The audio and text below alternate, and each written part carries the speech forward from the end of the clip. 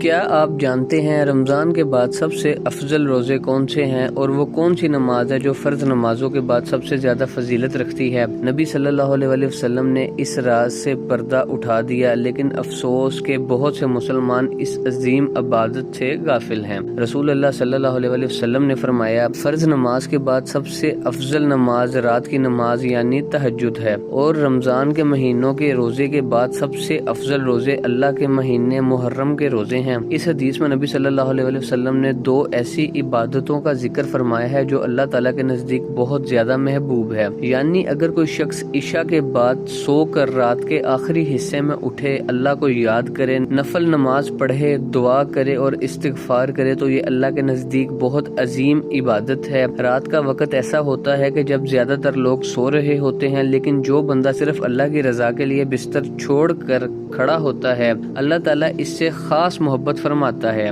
رمضان کے فرض روزوں کے بعد سب سے زیادہ فضیلت محرم کے روزوں کی ہے۔ محرم اسلامی سال کا پہلا مہینہ ہے اور اس حدیث میں شہر اللہ کا مہینہ کہا گیا ہے، جو اس کی عظمت کو ظاہر کرتا ہے۔ خاص طور پر یوم عاشوراء 10 محرم کا روزہ بہت فضیلت والا ہے۔ نبی صلی اللہ علیہ وسلم نے فرمایا، عاشوراء کا روزہ گزشتہ ایک سال کے گناہوں کا کفارہ بن جاتا ہے۔ جب اللہ تعالیٰ نے فرض نمازوں کے بعد تہجد اور رمضان کے بعد محرم کے روزوں کو سب سے افضل قرار دیا ہے تو سوچیں ان عبادتوں کا اجر کتنا عظیم ہوگا۔